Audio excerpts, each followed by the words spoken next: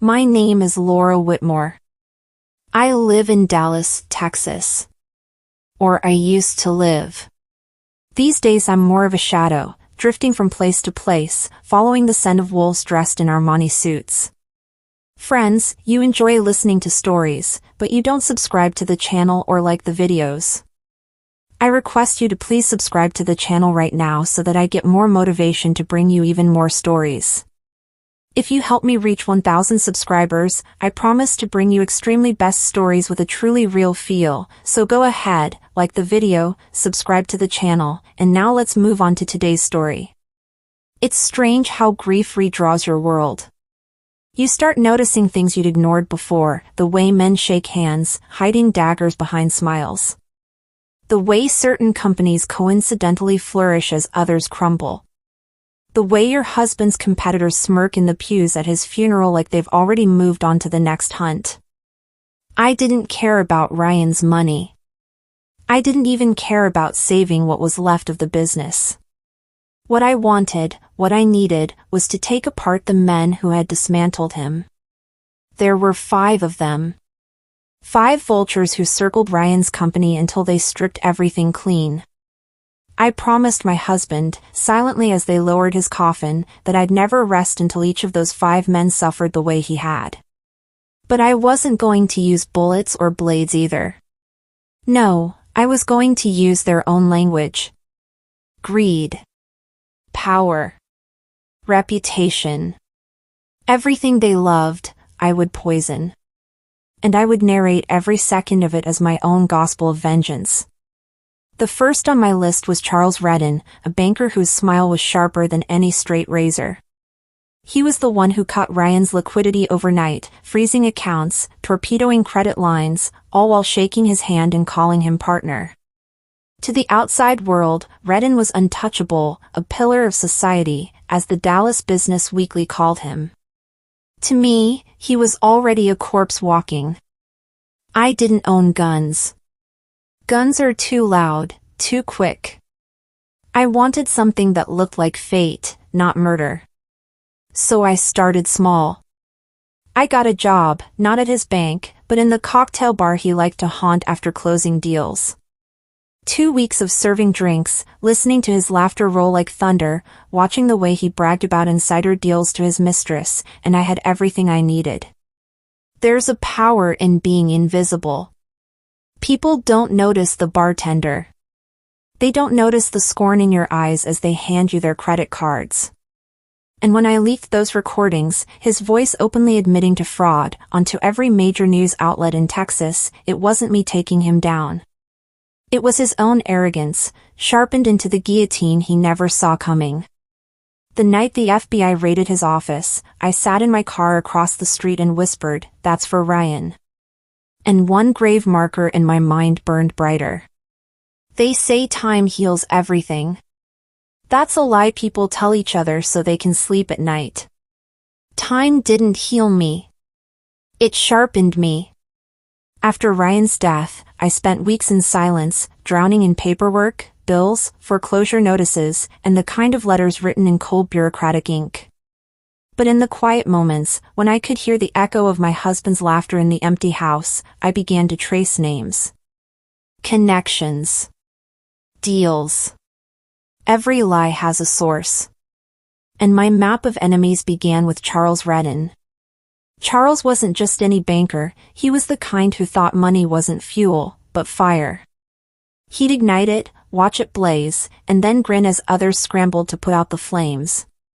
He was the man who tightened the noose around Ryan's company by cutting off every single line of credit. Do you know what happens when a business loses its credit overnight? It collapses, choking on its own debts. I watched Ryan lose sleep, pounding calculators, reworking payroll while sweat gathered at his temples. And when his chest finally gave way under the weight of it, Charles Redden's perfectly manicured finger was on the trigger. I wanted that finger broken. I didn't start with rage. Rage is sloppy. I started with patience. Charles had expensive tastes. When you want to hunt wealthy men, don't look at their offices. Look at their shadows, at the bars where they loosen their ties, the women who sit too close, the deals that are inked over bourbon and arrogance. So I walked into the Monarch, an uptown Dallas cocktail lounge dripping with money, and applied for a bartending position. They hired me within 3 days.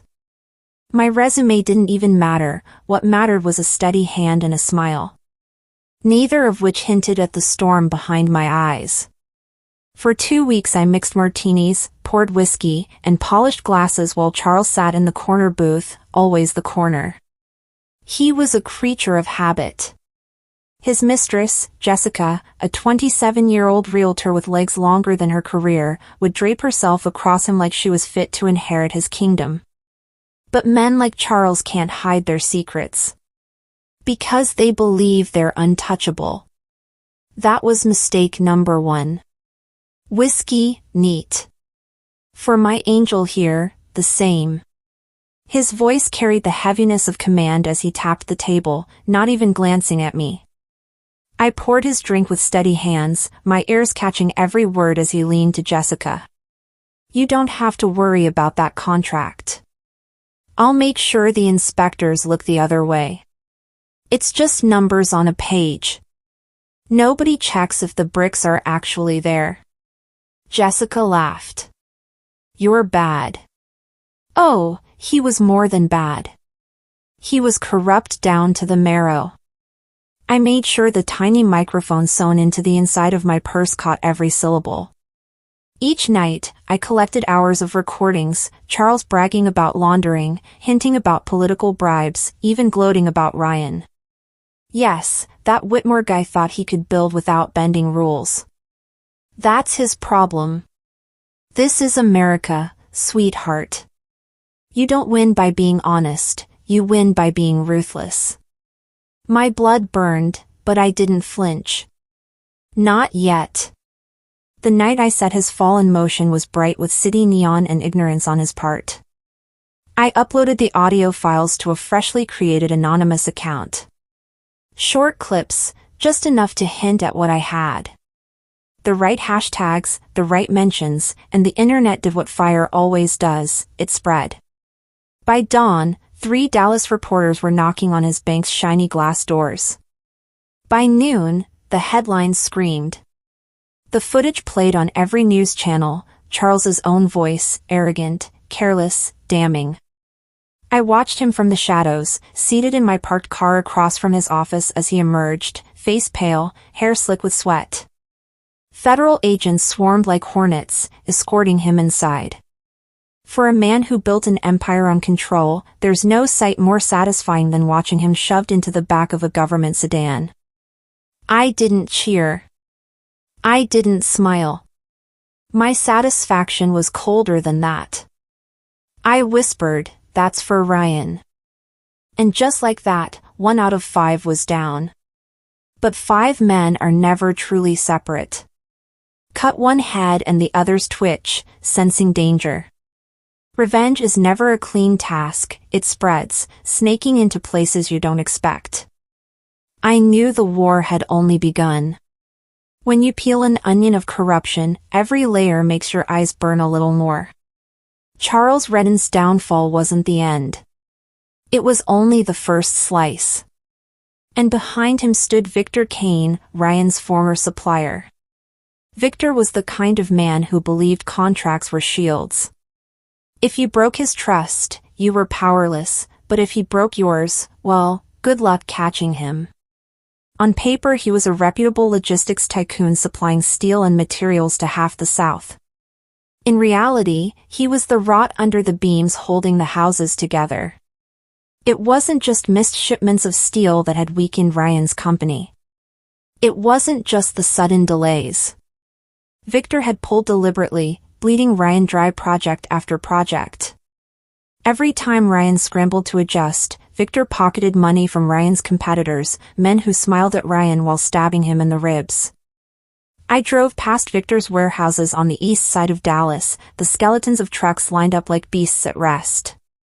From the outside, the place was clean. Too clean. But rot always smells if you stand long enough. Finding Victor's dirt wasn't hard if you knew where to look. I shadowed his trucks, late-night deliveries rolling into construction zones that weren't supposed to be active. And the faces climbing in and out of those trucks. Not union workers, and certainly not on the books. I kept my distance, but I saw enough to know what he was hiding. He wasn't just running steel and concrete, he was running people. Immigrant laborers, packed into trailers like cattle, underpaid, off the grid. Men and women who'd crossed borders looking for hope, only to end up bound in Victor's invisible chains. It made me sick. But it also gave me purpose. Greed is simple. Men like Victor operate on one belief: no one cares about the invisible. But what happens when someone makes the invisible impossible to ignore? Victor liked flash. Country club memberships, charity galas, tailored suits that cost more than Ryan's entire monthly payroll. If Charles Redden's crown was arrogance, Victor's was vanity. That was how I decided to cut him down. I slipped into his world under a false name, Marissa Collins, a freelance consultant. It's amazing how corporate men open up when a woman pays attention and hints at connections in Washington. At the Dallas Builders Association Gala, I brushed shoulders with him, champagne in hand. "Victor Kane, right?" I asked, feigning ignorance. "My client keeps talking about your operation. Says you run the cleanest supply chain in the state." He grinned like the wolf he was, his teeth gleaming. "That's because I do. No one in this industry can touch me." I wanted to laugh. But I smiled instead, just barely lowering my lashes as if impressed. Always let men think it's their reflection you're admiring, not their weakness. The recordings I gathered on Victor weren't from barstools this time. They came from the forgotten shadows, workers too scared to talk until they realized someone was actually listening. At a diner off I-30, I sat with two of them, exhausted men with calloused hands and broken English. "He no pay." He threatened, one whispered, eyes darting around. "If someone hurt, he send away. Police no help." I promised I'd make their voices heard. And then, I did worse than just record. I gathered contracts, bills of sale, employment logs, documents that proved entire shipments were ghost deals created with names of workers who didn't exist. He made profit off the backs of men whose families couldn't even call for them. With enough files to sink a company twice his size, I went to my next ally, not the police, not yet. Reporters. Truth isn't always protected by law, but it is hungered for by the press. Especially when it's wrapped in scandal big enough to print in bold headlines. Dallas Morning News dropped the story first. Supplier giant linked to illegal human trade, Victor Kane under fire. By midday, news vans swarmed his warehouses. Protesters lined fences painted with graffiti messages of solidarity. And the workers, the ones too afraid to be seen, finally had cameras pointed at their broken faces. I parked a block away, the swell of the crowd pressing against steel gates, and I saw him step out. Victor Kane, usually bronzed with golf course sunlight, now pale under the flash of hundreds of cameras. He barked into cell phones, his voice breaking, his empire splintering piece by piece. That night, I sat quietly in my motel room, the television glow flickering across my face as I watched Victor dragged out in handcuffs. He looked smaller without his tailored suit. Just another criminal disguised as a businessman. I whispered Ryan's name again, as if he could hear me through whatever afterlife existed. "That's two down." And with every fall, my soul sank deeper into this dark ocean. But three wolves still prowled. One of them, a woman named Elaine Torres, would prove even more dangerous. Because snakes disguised as lawyers don't bite straight away. They coil. If Charles Redden was arrogance and Victor Kane was vanity, then Elaine Torres was venom. I used to believe women stood apart in this ruthless game. I thought maybe, gender carried some quiet allegiance even among enemies. But Elaine Torres proved me wrong. She wasn't just part of the circle that strangled Ryan, she was the scalpel they used to carve him open. Elaine was the attorney who dragged Ryan into courtrooms month after month, filing lawsuits so heavy he drowned before he had the chance to fight back. Breach of contract, negligence, frivolous disputes, paper storms designed not to win, but to bleed him out in legal fees until his foundation cracked. She stood in those courtrooms with perfect lipstick, expensive heels, and a smile sharper than any blade. I remember how Ryan would clench my hand under the bench, whispering, "It's not justice, Laura. It's just numbers to them. Numbers and patience. Numbers, patience, and a lawyer named Elaine." So she became the third name on my gravestone list. And unlike Charles or Victor, she was cautious. Clever. Untouchable, at least on the surface. But I knew one truth: lawyers live and die by credibility. All I needed was to poison hers. Elaine's office was in a glass tower in downtown Dallas, law books stacked like weapons, assistants buzzing at her fingers like worker bees, filing motions, chasing signatures. I visited once, pretending to be a client, just to see her eyes up close. They were the kind of eyes that calculated everything. She didn't look at me, she looked through me, scanning, dissecting. "What's your claim?" she asked, her pen sliding across yellow notes before I even answered. I explained my fake problem, some dispute over a property sale. She nodded like she cared, but I felt the void behind her smile. A void she filled with cash extracted from people like Ryan. I left knowing one thing: I couldn't break Elaine face to face. I had to bleed her credibility by making her own brain her worst trait. Elaine thrived on winning cases, filing evidence, speaking with authority. She believed every document handed to her was ammunition. So what if the ammunition turned out to be blanks? Step 1, I created documents. Fake contracts, fabricated financial ledgers, emails that looked real enough to survive casual scrutiny. Step 2, I planted them, slipping them through intermediaries until one hit her desk. It painted a target company, a rival client of hers, as liable for hidden kickbacks. I knew her arrogance would do the rest. Days later, I watched from the same courtroom where Ryan used to sit defeated. This time, Elaine strutted into battle. High heels clicking against marble, voice rising like venom through the air as she presented her evidence. But arrogance kills. The judge leaned forward, skeptical, asking for corroboration, deeper proof. And with every question, Elaine dug deeper into my planted pit. Finally, the rival lawyer rose, file in hand. "Your Honor, these very documents Ms. Torres submitted, are falsified. We've verified with state registries. These signatures and logs, they do not exist." Gasps peppered the room. Elaine's smile cracked, just for a second, but I saw it. The scent of blood in the water. The judge's gavel struck like a drum, his voice icy as he reprimanded her for misconduct.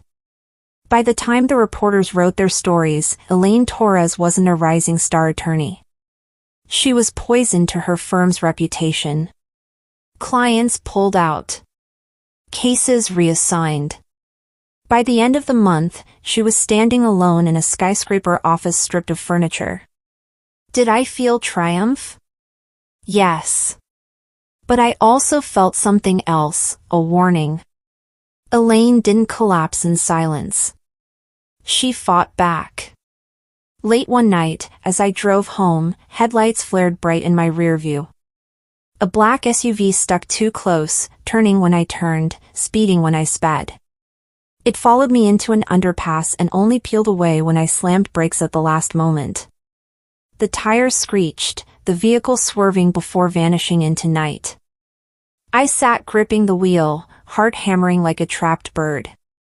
Elaine wasn't stupid. She'd realized someone was pulling strings. And unlike Victor or Charles, she would bite back if she sniffed me out. But even snakes choke when they swallow something too big. And I had made sure the poison she consumed was lethal enough to keep her crawling on her belly for years. "That's 3, I whispered to myself that night, staring at my reflection in the windshield.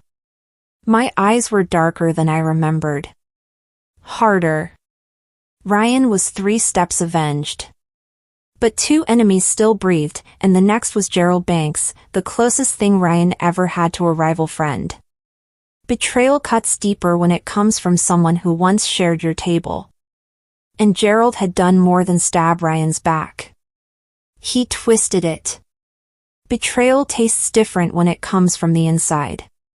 Charles was a vulture, Victor a parasite, Elaine a serpent. They all circled from outside, striking Ryan's empire like predators sensing blood. But Gerald Banks, he was worse. Because once upon a time, he was Ryan's drinking buddy, his golf partner, the man he'd invited into our home more times than I could count. Our kids had once played together in the backyard, chasing fireflies under the summer Texas sky. And then, when the wolves came, Gerald opened the back door and let them in. He wasn't cornering Ryan to destroy him. He was dismantling him from the inside, feeding private project details to competitors, sabotaging contracts, and finally swooping in to claim Ryan's biggest clients after the company sank. To the outside world, Gerald was the picture of elegance, a self-made man with a laugh that stuck in your throat like spoiled whiskey. To me, he was the knife still lodged in my husband's spine. After Ryan's death, I sometimes walked past Gerald's new headquarters, gleaming, modern, the kind of monstrosity that announced to Dallas, "I've won." Each time, I half expected to see Ryan's name on the sign instead, Whitmore Construction where it belonged. But no. Gerald had taken not just the contracts, but the dream itself. Everything Ryan built with honest sweat now lived under that man's filthy banner. That was the moment I stopped seeing Gerald as a rival. He was a thief wearing my husband's legacy like a designer suit. And thieves deserved to be stripped bare. Gerald's empire wasn't as clean as he wanted the world to believe. Men like him climb fast, but a quick climb leaves cracks in the foundation. I started digging into his financials, not directly, but through the men and women he left in his shadow. Disgruntled ex-employees. Unpaid contractors. Engineers fired with NDAs shoved down their throats. You'd be surprised how much people will tell you with one shared drink and a kind ear. And every story was the same: Gerald cut corners. Gerald skimmed money off projects. Gerald billed clients for premium materials while using cheap imports Ryan would never have allowed near his sites. Fraud, theft, endangerment, it wasn't just his ambition that built his fortune. It was rot. All I needed was a match to make it visible. Greed blinded Gerald the way vanity blinded Victor. He always wanted bigger, better, more. So I dangled bait designed for men like him, a merger proposition. Through contacts I'd made under false names, I leaked whispers of a wealthy investment group looking to integrate Gerald's company into a national conglomerate. Papers forged, calls staged with disposable phones, I made sure every crumb led back to one conclusion: if Gerald played along, he'd finally become a titan, not just a regional king. And true to form, he lunged for it. He signed deals privately, moved assets, and even bragged to local Dallas media about a new horizon just around the corner. He talked about expansion, hiring waves, bright futures. Except the contracts I fed him weren't real. They were fabrications laced with enough inconsistencies to crumble under even light scrutiny. When reporters finally uncovered the hoax, when competitors realized Gerald had leveraged loans and shifted accounts on the basis of forgeries, his empire cracked. His investors pulled out. His stock holdings plummeted overnight. The headline the next day was as sweet as honey dripping from a knife. Bank's fortune collapses after fake merger scandal. Was it all smoke and mirrors? I stood across the street the day his office emptied, watching employees carry boxes, their faces bitter. Some cursed him openly, others just shook their heads. Months later, lawsuits piled against him, creditors circled, and the friend who once lifted a glass to Ryan was reduced to an empty shell screaming into a phone in his driveway. There was no satisfaction in that scream. Only emptiness, because this wasn't what Ryan wanted, not really. Ryan would have wanted honesty, fairness, competition fought cleanly. But Ryan was gone. And I was what remained. "That's 4, I whispered.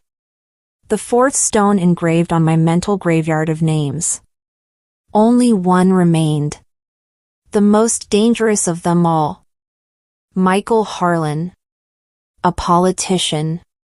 A man wrapped in the American flag while his pockets bulged with the kind of money he denied men like Ryan. He wasn't just complicit, he was the architect, the puppet master ensuring the fall. And unlike the others, he held not just greed, but power. Taking him down would mean war. And I was ready for it. Michael Harlan was not just another businessman. He was the man, the one who stitched the whole betrayal together with the threads of politics and power. While Charles froze Ryan's accounts, Victor bled his supplies, Elaine strangled him in courts, and Gerald stole his contracts, Michael Harlan stood above them all like a puppeteer, pulling invisible strings. He wasn't content with mere wealth, he wanted legacy, his name engraved on marble buildings, his face lit up by television cameras as he smiled the polished smile of a man of the people. But I knew the truth. That smile was paid for in the ashes of men like Ryan. Michael needed Ryan's collapse. With construction companies consolidated under his chosen circle, Harlan siphoned campaign funds, secured backdoor contracts for public projects, and cemented his role as Dallas's soon-to-be congressman. My husband wasn't collateral to him, he was an obstacle. And obstacles get removed. Now, as his campaign billboards towered over every street corner with the slogan "Trust Harlan, build the future," all I could think was, what about Ryan's future? I had taken 4 names already. But if Michael Harlan still lived untouchable, then the story would never be finished. Taking down a banker, a supplier, a lawyer, and a businessman was one thing. But a man who lived under the armor of politics? That was an entirely different war. You don't kill politicians with bullets, you kill them with exposure. I began at his campaign office, blending into the buzz of volunteers, pretending to be another hopeful worker. Clipboard in hand, smile painted on like any loyal foot soldier of democracy. I gave him weeks of my life, answering phones, organizing files, passing out flyers with his printed face, to get close. To make myself invisible inside his machine. And what I saw confirmed every suspicion. Money pouring in from construction firms that had profited off Ryan's destruction. Donations written off as legal, but with enough decimal places to bury entire neighborhoods. Emails to party officials about steering contracts once he entered Congress. Michael Harlan wasn't just laundering greed, he was laundering ambition, cleansing his sins with patriotic slogans. And like every man who believes himself holy, he never thought to look down at the cracks in his altar. The trap for Harlan had to be bigger than any before.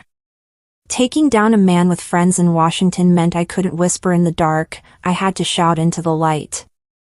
I leaked the first trail to a local watchdog group, anonymous tips, scraps of documents. Enough for them to dig but not enough to trace back to me. They found what I wanted them to find, campaign donations linked directly to Gerald Banks's failing company, Victor Kane's now seized warehouses, and even Elaine Torres's disgraced firm.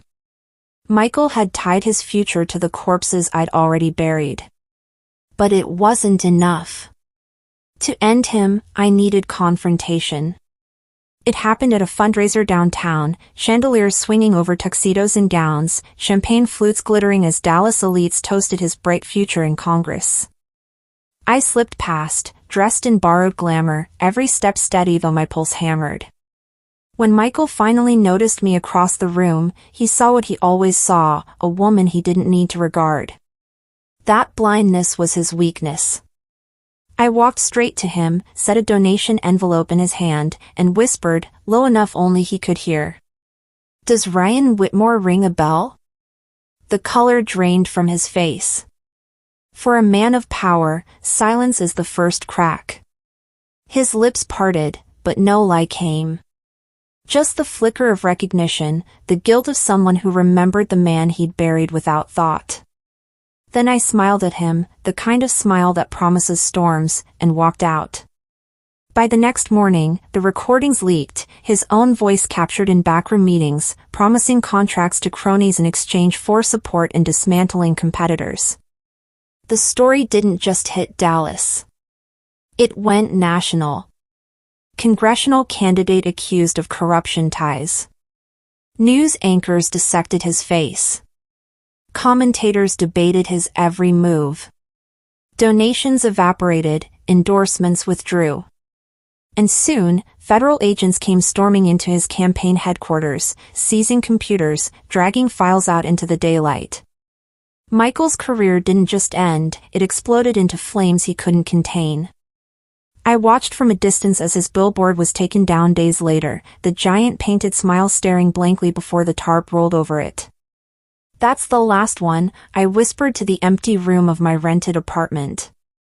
With all 5 names struck, silence finally wrapped around me again. For months I had lived on rage, on strategy, on the singular hunger for vengeance. And now, what was left? Ryan was still gone. My bed was still cold. The business we built together still nothing but a memory. I looked in the mirror one morning and barely recognized the woman staring back. Her eyes were sharper, darker, framed with shadows that would never wash away. She had taken everything from 5 powerful people. She had won. But revenge is never truly victory. It is only survival written in blood. And I would carry it alone. Forever. The silence after war is louder than the war itself. When Michael Harlan fell, it should have felt like the end, the grand finale, the closing of a circle carved in fire. 5 names, 5 lives dismantled. Ryan had been avenged. My promise fulfilled. But in the days that followed, I discovered a truth no one warns you about: revenge isn't a cure. It doesn't bring the dead back. It doesn't fill the empty chair at the dining table or soften the cold pillow beside you at night. All it leaves is you, standing alone on the battlefield, holding ashes you don't know how to release. I sat in the ruins of my victory, waiting for a sense of peace that never came. Instead, I heard Ryan's voice every evening as the sun dipped, his words tangled between memory and guilt. "Laura, don't lose yourself trying to win." Had I lost myself? I didn't know anymore.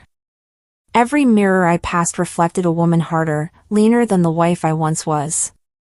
My laugh had vanished. My hands trembled not with fear but with tension that never left my muscles. Justice had cost me my softness.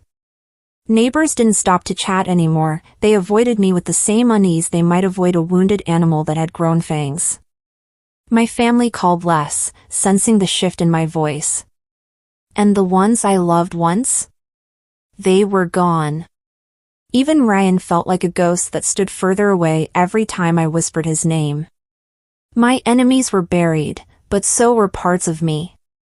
Some nights, I drove aimlessly along the edges of Dallas, past construction sites where Ryan once stood with a helmet and a smile. New projects now rose from dirt, built by hands he never knew. Sometimes I imagined his company's name still printed on the beams. But imagination is cruel, it reminds you of what you lost and can never remake. Do I regret it? No. Regret is too weak for what I did. Every one of those names earned their fate. Each was a brick pulled from the wall of corruption surrounding men like Ryan. Maybe the world is a little cleaner without them. Or maybe it's just as filthy, waiting for the next wolf to rise. But there's no apology in me. Only acceptance. So I speak now into the silence, into these pages where no judge or jury will ever sit. My name is Laura Whitmore. I was Ryan's wife. I was his partner in life and now in death.